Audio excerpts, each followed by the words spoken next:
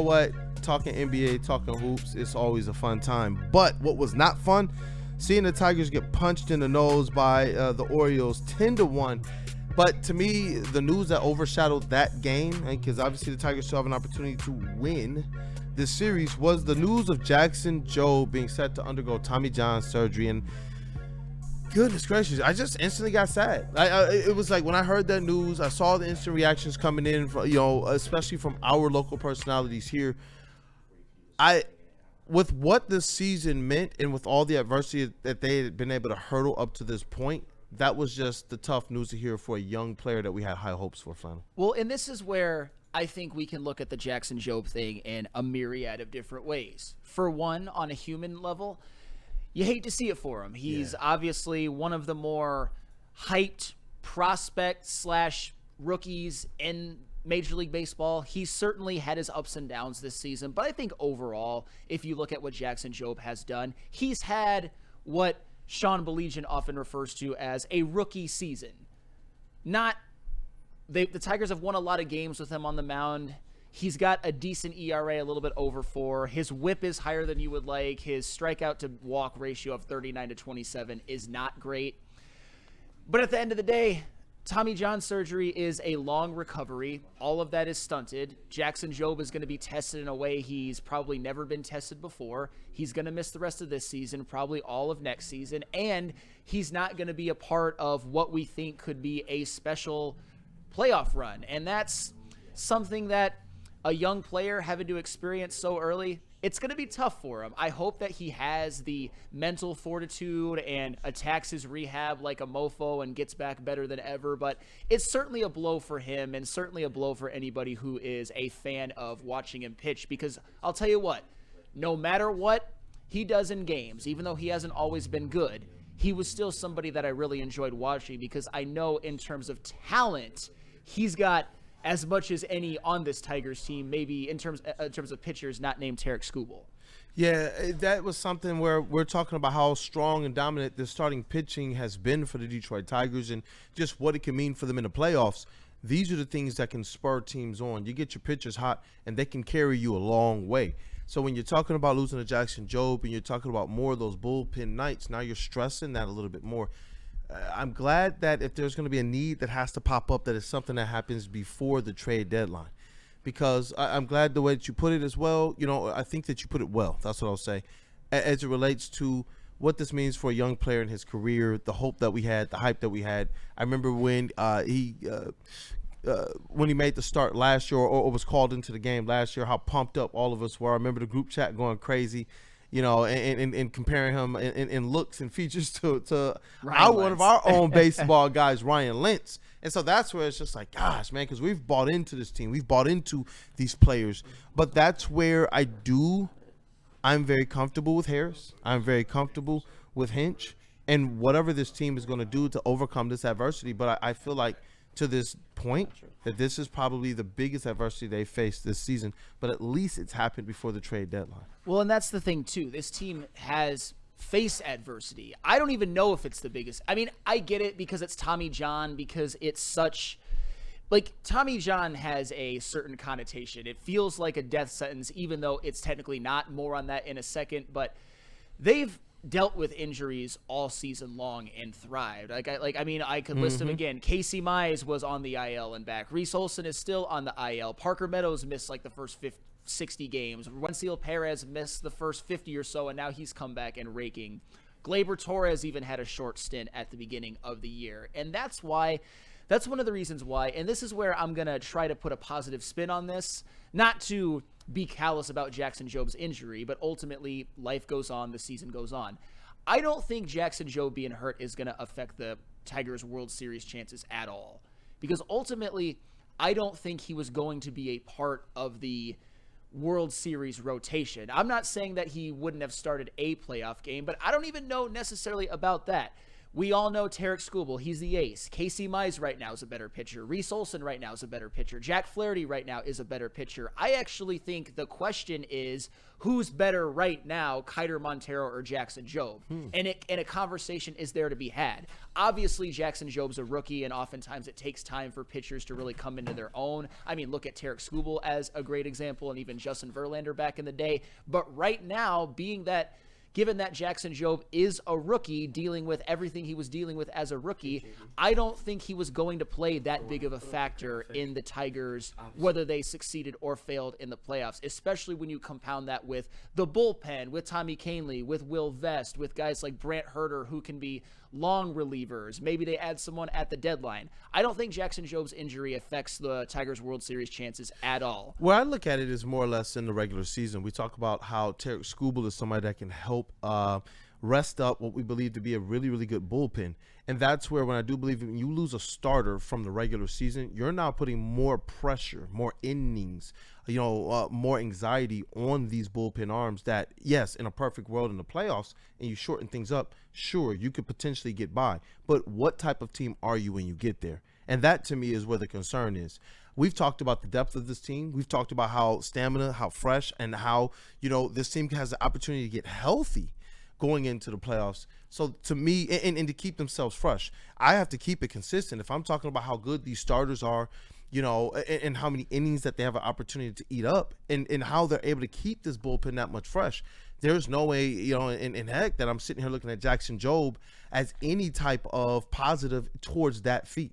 This is not going to make it easier on the team by any stretch of the imagination. And so that's where, when I look at this, I'm like, I would have liked to have him a part of this regular season rotation, as well as be a part of whatever playoff pitching depth that they do have, because Jackson Jobe is a contributor. You're right as it relates to, the conversation of where you would rank him amongst the starters, but as it relates to the role that he's playing and how he's able to help the squad, that's what I've liked this year. This team has been able to rely on depth, and they've been able to allow players, up to this point at the very least, to even, hey, look, I got to take some time off. That's what I've liked about the squad, and I thought that it was setting them up very, very well to go into the playoffs and not run out of gas and have their best stuff. Well, and I hope I'm not misconstrued as like Jackson Jobe being out is perfectly fine and everything's awesome. I'm not trying to be callous like that. It's just when you're right. Having Jackson Jobe in the regular season as like an every fifth day guy or every 6th day guy, maybe he spends a stint on the IL or two, we don't know, maybe gets a couple starts skipped, that would be valuable. To me, where the Tigers are set up, things can happen, but I think that they have enough in the regular season and the playoffs to carry them through. And I think when you're a Tigers team that is still 19 games over 500, still has a heavy lead in the AL Central, I have to, when I'm talking about what I really think, I have to look at it in sort of a callous way. And that's why I started it with Jackson Jobe. I feel for him. I know it's going to be tough. It's going to test him mentally and physically. But at the end of the day, we can't, cry too long because the Tigers still have a season to finish, and I still think that they have enough. I think everything's going to be fine. I think the Tigers have enough, and I ultimately think when it's all said and done that Jackson Jobe is better for this. Yeah, 100%. And I do believe they have enough, not just as it relates to the players on the field to continue to overcome, but also in the front office. That to me is where I'm like, you know what? When you do face some type of adversity, they figured out how to do this on the field. They figured out how to do this from the coaching staff. And now we've also realized they know how to do this aptly much better from the front office than they did underneath previous regimes. They've been able to put it all together. Young players, free agents, and what do we need to augment this team to get it to the next level? And that's why I continue to say, maybe there's multiple, if this is going to happen now for him, and let it happen right now, both for his career early on and what it means for his recovery. As a young pitcher, because I know Nick was harping on that, the top prospects out of high school and the stress that puts on their arms, as well as, what it means for the Tigers right now before the trade deadline with a Scott Harris who seems to be aggressively in a position, aggressively of mindset to get something done to bolster this team. Well, and this is where the ultimate positivity comes into it. Maybe not necessarily more than I think the Tigers can still win the World Series, but this is also another angle to it. Tommy John surgery, even though it sounds scary and daunting, you're noticing it's becoming more and more common amongst young pitchers, amongst even veterans who get the surgery and come back like pretty much better than ever. You've seen pitchers like Jamison Tyone and Walker Buehler, for example, get it twice and come back both times and succeed. And Ryan, if you've got that, I've got a list of just notable Tommy John pitchers, and these aren't all of them. These are just a few that I picked out since 2010. Jacob deGrom.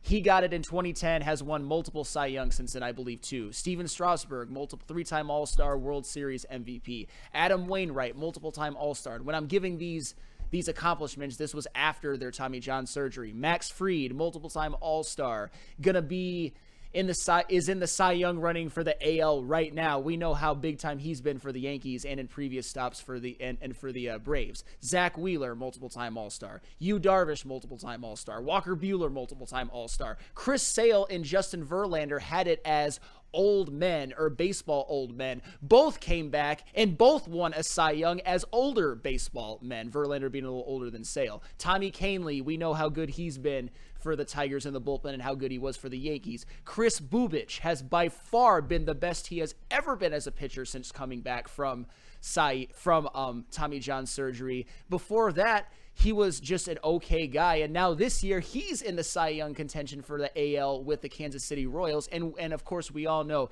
Tarek Skubal had it done in college. Unfortunately, even though it's a surgery that has a long recovery, it happens to the best of them, as you see right here, and they've all came back, and they've all came back very, very strong. I hope that Jackson Jobe gets the same fate, and I think if he doesn't, it has nothing to do with lingering effects from Tommy John. It's just because he was never meant to be as good as those guys, but he has the talent. We all know he has the talent. Yeah, definitely. And I see Steve O'Baby in the chat. This is a good list, Flannel. Thank you for preparing that and going over it. He says, Kool-Aid, I believe when a player gets injured, another player steps up for the team, whether it's Pistons, Red Wings, Tigers, or Lions. It is what it is. And you know what? They've proven that. That's why I'm glad that over the first, what's now coming up on 70 games of the season, this team has proven that they can overcome. This one isn't obviously as big as if it was one of those first four pitchers in their starting rotation, but it is something in which when you hear Jackson Jobe, Tommy John, the hope, what the future is supposed to be, and what the expectation is for this season, it does make you pause just a little bit because they haven't faced that type of adversity, especially as a Lions fan. I'm still kind of like, whenever I'm hearing injuries and then Isaiah Stewart getting injured for the Pistons, I'm just like, I'm shuddering right now. But I'm still confident, still highly confident in this team. Sometimes you got to go through the therapy of it all. Sometimes you got to talk it out. Sometimes you got to remember what you do have good. And that's what's awesome about these teams, Steve O'Baby. When you list these squads, especially the three that have made the playoffs, you recognize that they're healthy. They have proven that they have what they need, both all three levels, on the field or court, or on the front office or within coaching, to be able to get something done. And that's where I've just been kind of paying attention to some of the comments from Mr. Harris, and that's what makes me very, very intrigued for what's ahead for this team. Yeah, and when we talk about players stepping up, as Steve O'Baby talked about at the beginning, Kiter Montero's going to maybe play a bigger role in the postseason rotation. Maybe not, but certainly more than if Jobe was healthy. You look at somebody like Sawyer Gibson-Long, who got a start and also was used as a middle reliever, but was actually more of a starter with an opener. We saw Kiter Montero used in that capacity as well. That's what the Tigers are going to have to do. And also right now, Reese Olson is out, although that's a finger. We expect him back soon. The Tigers, as I said yesterday, they're not a team that the injury gods have smiled upon this year. They've continued to fight through adversity, and I think they're going to, for the rest of the year, at the very least, hold on to the division title. The playoffs are a different animal, but we'll see. And you know what? It wouldn't be right if we didn't have a drive-by. El Avila getting some shots here. Brian Satterley Music in the chat says, I blame El Avila for not doing his homework on Jobe. You don't draft high school players in the top 3. And he has the emoji where the mouth is blocked out and is mad, and you could tell it's supposed to be. I mean,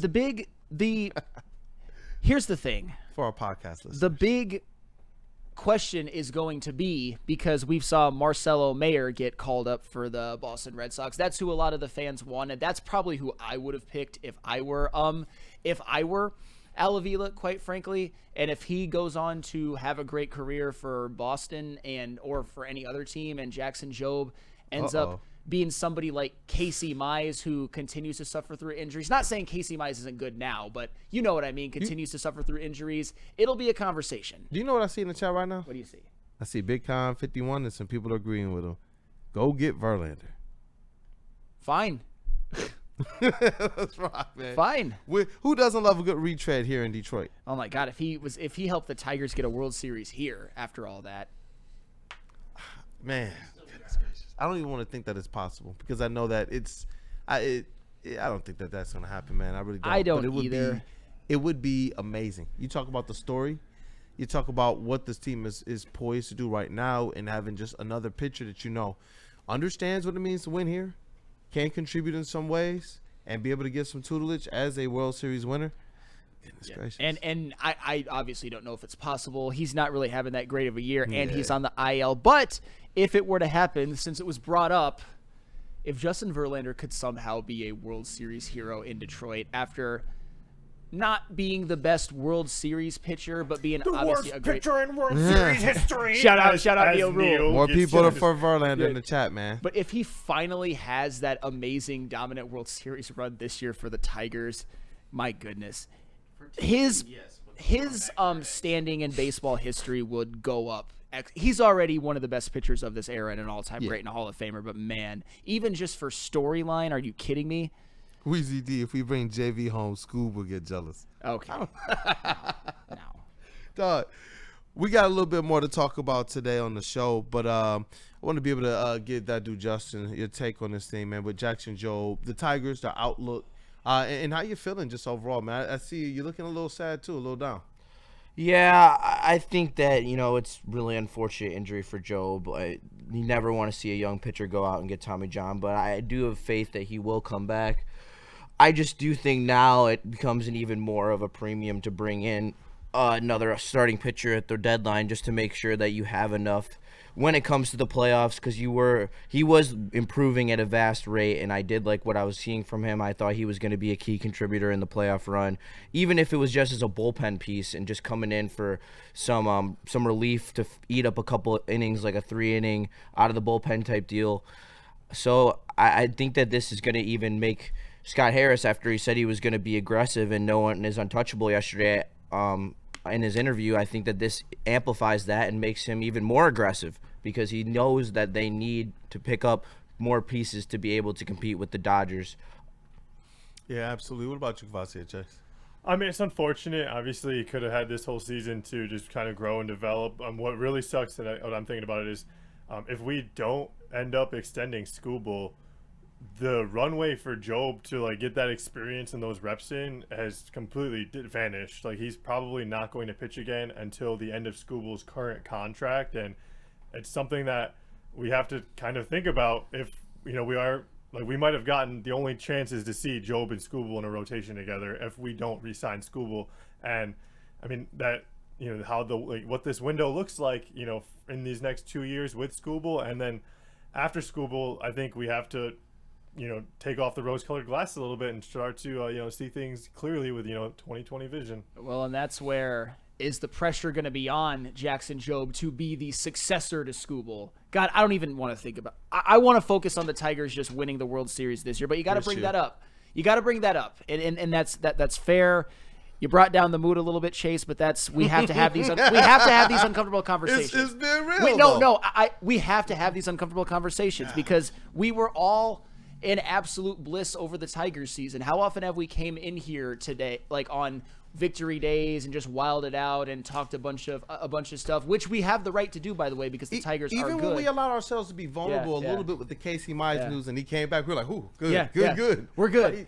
But now, I feel you, man. It was probably yesterday was the worst day of the Tigers season, I think, and it's more because of Jackson Jobe, but also because Jackson Jobe and they just fell apart late in the game. And for the record, just to put some levity to it, the Tigers do have Skubal going in Game 3. They have a chance to win yet another series, and that's ultimately what baseball is about, winning series. That's why I believe they still have the best record in baseball. It's either them or the Mets, because they just win series, even if it's 2-1 or 3-1 or which is usually what it's been. That's what baseball is all about. So go win the series, go take a little bit of the bad taste that us Tiger fans have after yesterday, and then everything's okay, at least for this season. Yeah, and just to update people, the Mets have taken that lead. They are half game over the Tigers for the best record in all of baseball. Yeah, that's what I thought. In the American League, there's still a game and a half up on the Yankees. And some of those central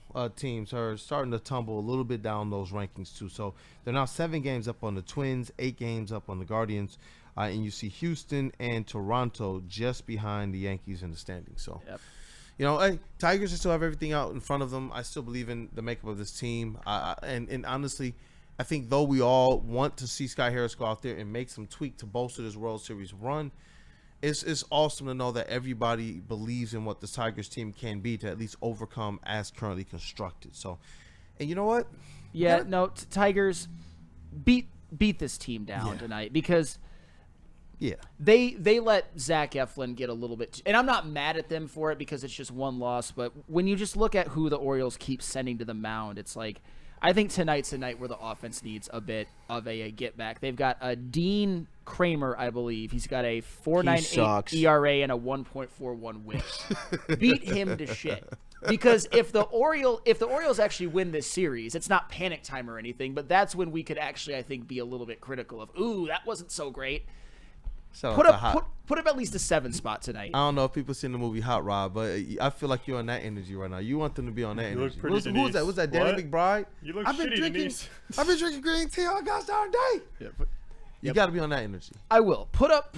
Yes, just take out the trash, as I said before.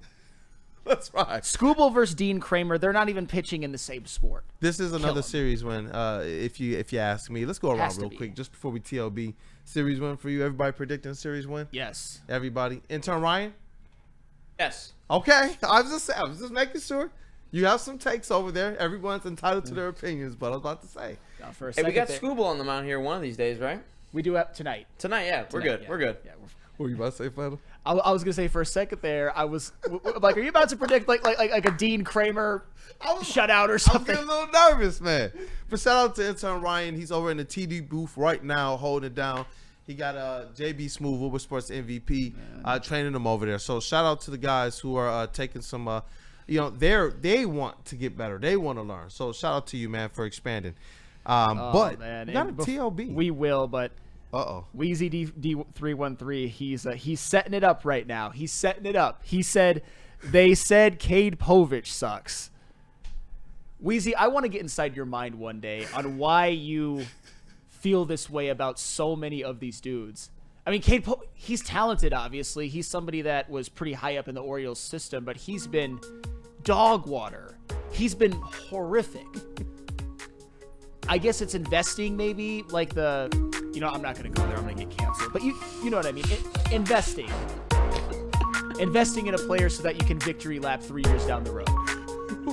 Who we say hello to? We'll finish that thought in the break, Sam. I want to hear this. Yeah. We got to get to some merch, man.